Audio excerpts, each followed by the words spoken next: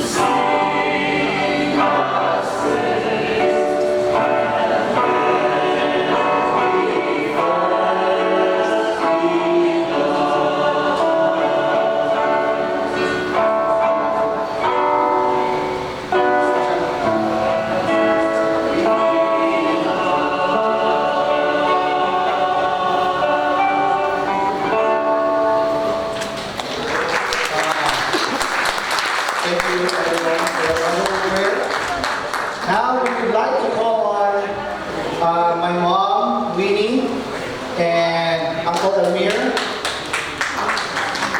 to give the welcome message for our birthday celebration.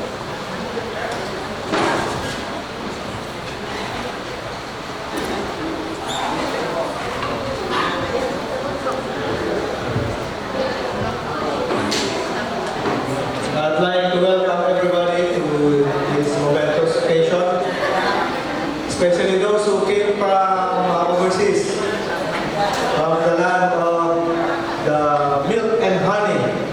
Uncle Ludigan at the Lenore, Harry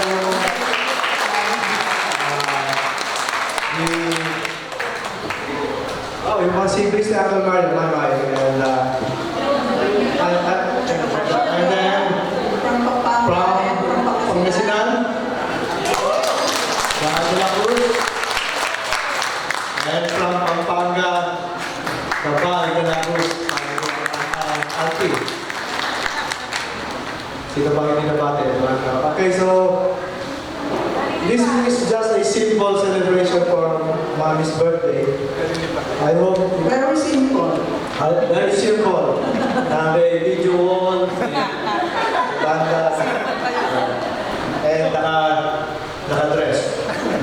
And I hope Mom is happy with all of you here present.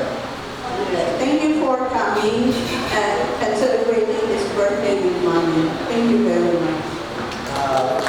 Let's enjoy the rest of the event and maybe the food. Thank you.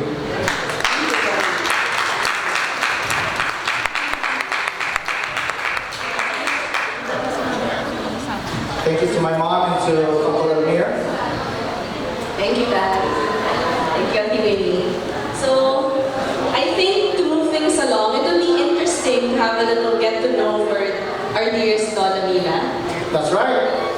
It would be a trip down memory lane for her and an amazing trivia for the rest of us. Very true. So, to start this, can we call on the Blue family, please, to help us get to know and remember our Lola Mila? So,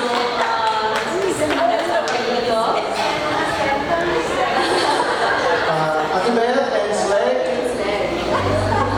the representatives of Blue family. The amazing Blue family, everyone.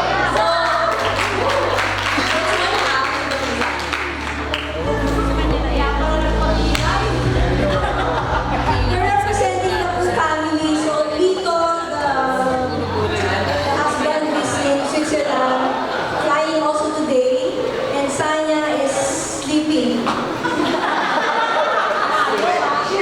Birthday girl, it's her birthday today, March 10.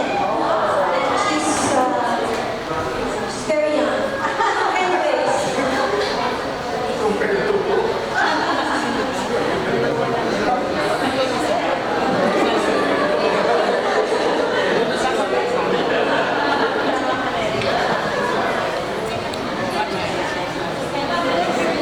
Hindi mo kami prepared. Hindi ko na-print yung babasahin ni Slay.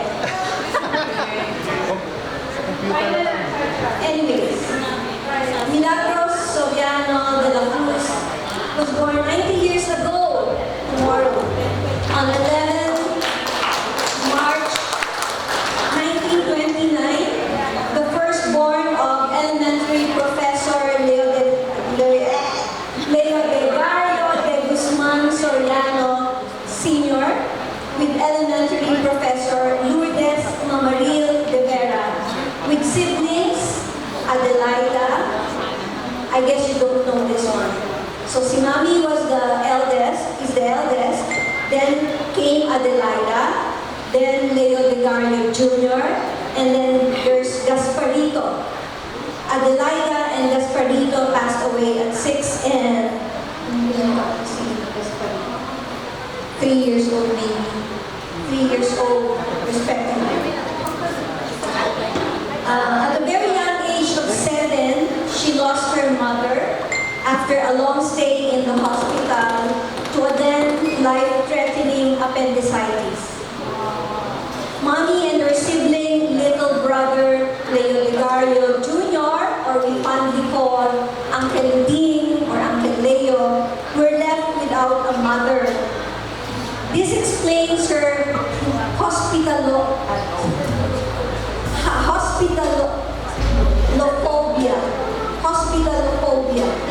the fear of hospitals. Hospitals uncontrollably send her back to the traumatic time of losing her mother. So Marlo, kaya pala ayaw yung mami pumunta sa hospital noon when Daddy was hospitalized. So not long after, 6 months to be exact, Lola's father remarried, and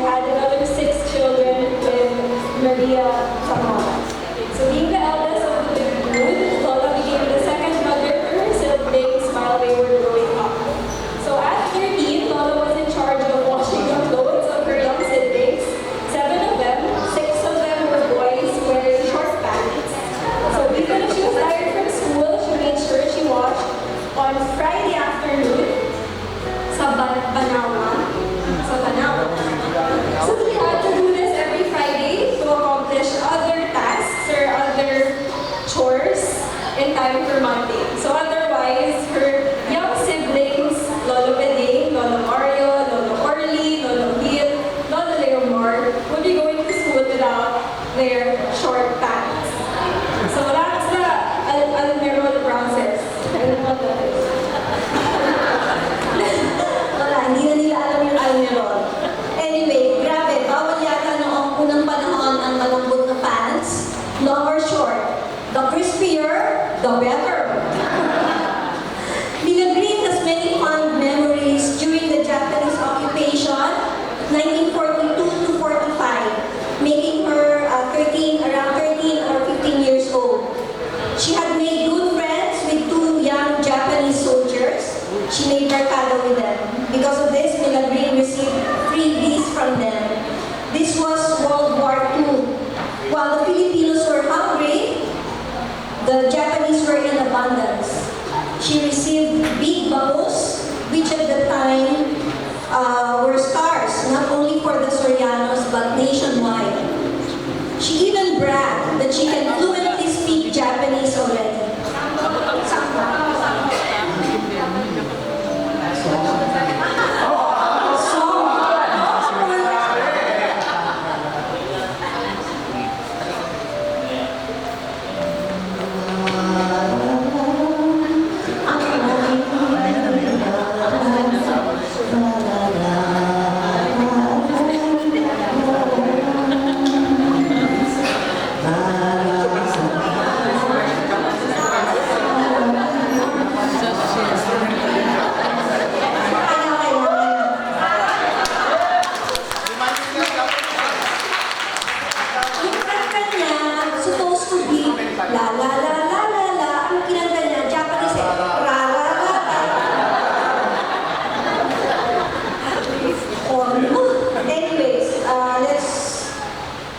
She fondly remembers also helping her Chagoray, first cousin ni Lolo Papa, in selling gulay sa palengke. During the real war, she vividly recalls how she was able to carry one big batcha full of kitchen pots and pans into the mountains of Sierra Madre. And at the same time, may hila-hila daw siyang baka. Parang isang segment sa comedy show. Eh, nakawala yung baka. Since siya yung may bit-bit ng baka, siya yung humabol to retrieve back the baka. So, si Mila Green ang humabol, which she eventually caught, but resulting to a dislocated shoulder. Wawa naman si Mila Green. Eliseo, my dad, and Milagros, my mom. Eliseo Sr. My daddy and Milagros, my mommy, were neighbors. So friends na sila pre-teen years. As they got into high school, Eliseo felt a different kind of feelings towards the blossoming Mila Green. Haba ng hair niya nun eh. Eka, ang pogi ni daddy, di ba? Ni Lolo Eliseo. Di ba? Pogi yung mga De La Cruz. Eliseo Sr. De La Cruz. Hindi Eliseo Jr. Kaya pwede naman, sorry. Anyways, so Eliseo started to make legal to Mila Green. High school. However, her father, Lolo Papa, did not like the idea of Mila Green getting into a relationship without getting a higher education, meaning school after high school. So a big bawal. Ito yung totoong strict ang parents ko. So, true to his papang's wishes, after high school, Lolo went to Philippine Normal School, PNU now, the higher school, and after 2 years, got her teacher's certificate, which entitled her to teach in proper school. So during this time, Lolo traveled from Fernando Air Base to PNS to see Lola, and because bawal, they had to meet in a secret place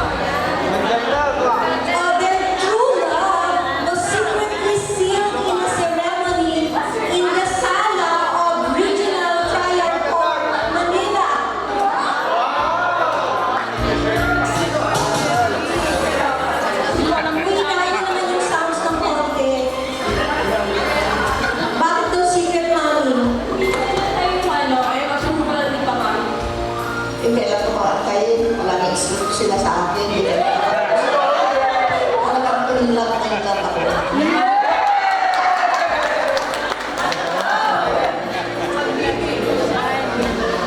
Finally, however, walang lihim na hindi nabubunyag. And the squealer, no other than Uncle Peding. So, sinumbong ni Uncle Peding si Lola.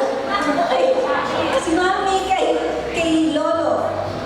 Finally, pumayag na si Lolo. Makulit daw kasi si Eliseo Sr. They were married again on June 29, 1952 in a Protestant ceremony in deference to Mama Mary. Theirs was a long-distance love affair, Lipa City and San Nicolas, Pangasinan. Despite armed with a certificate and civil service eligibility, tambay si teacher Mila Green. There was oversupply of teachers at that time. While tambay, she and her friend Noemi Javier set up small stall in the market to sell whatever is available. Sometimes halo-halo, some other times basi. And yung tubo nila, they eat in a karinderya. Mukhang hindi nakakakain properly si Mama. Is that true? True. Pansit. So after the 2-year wait, she became a substitute teacher in Pusurubio, then in San Nicolas. While in Tayug Elementary School, she finally got her permanent appointment. Yay! So this makes Ate Winnie, Kuya Van, and Kuya Elmir as Pangasinense, you Sangre, and you Soli. Finally, in 1956, one whole big family na sila when Mila Green got her transfer papers from Tayug, Pangasinan to Lipa City. And there they carved a family home in Fernando Air Base. Then came Lilibet, Maria Lourdes, Julia Lynn, Marjorie, and Eliseo Jr. So thanks to the non-existence of family planning during those times. Malamang ako ang bunso. Walang Marlo, walang Lynn, walang Jujel, walang Bob. You would have noticed that among the 7 siblings, I am the tiniest in size. Sad music please. The sacrifice I had gone through. I went through starvation for a good 3 to 6 hours. I would wait for Mommy to come home from school for work, for my milk ration. Inang, Daddy's mother, cannot force me to drink artificial milk. Minsan na, binibigay niya yung dede niya ni Inang eh. And ayun, that explains my tiny feature. And after 11 years, in 1967, Mila Green was finally transferred from Lipa City School to Fernando Air Base Elementary School, alma mater of children numbers 1 to 5. Despite the odds,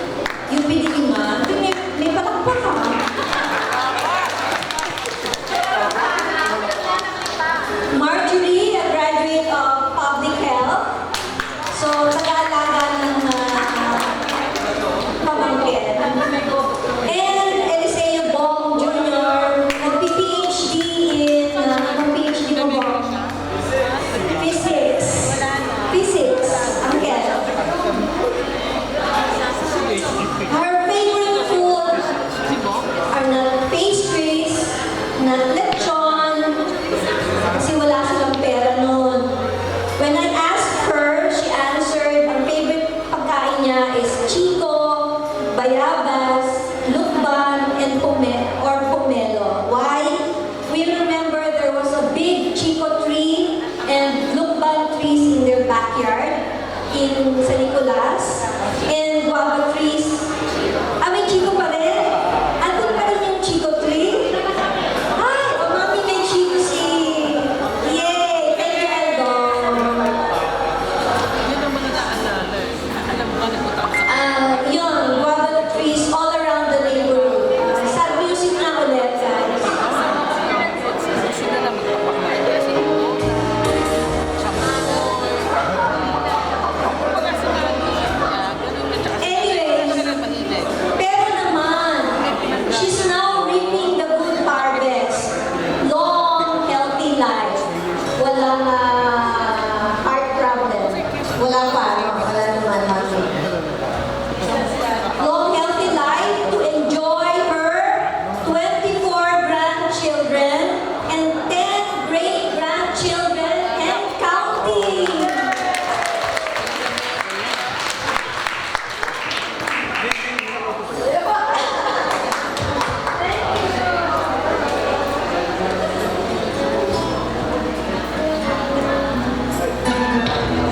Next.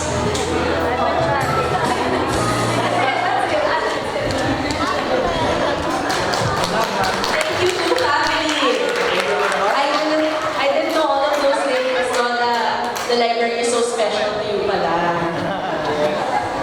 So it's very interesting how our Lola Mila has gone a long way.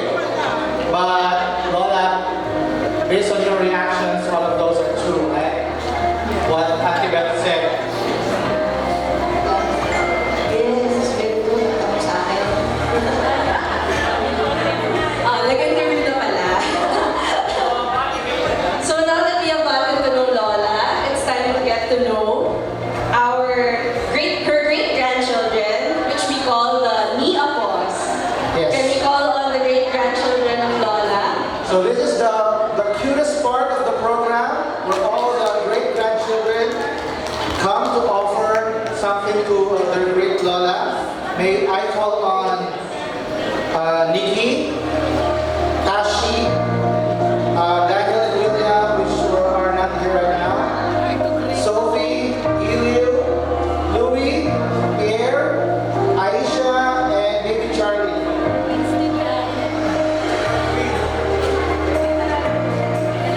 So we have Nikki and Tash here.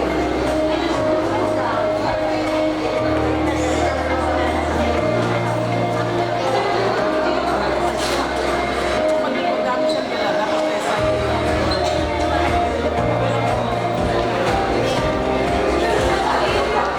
Can we do one?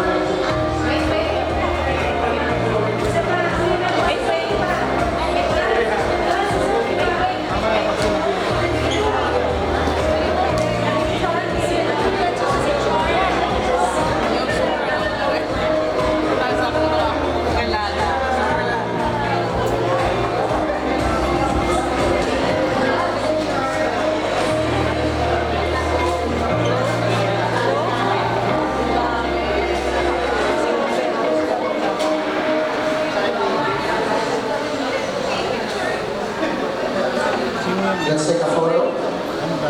Great grandkids.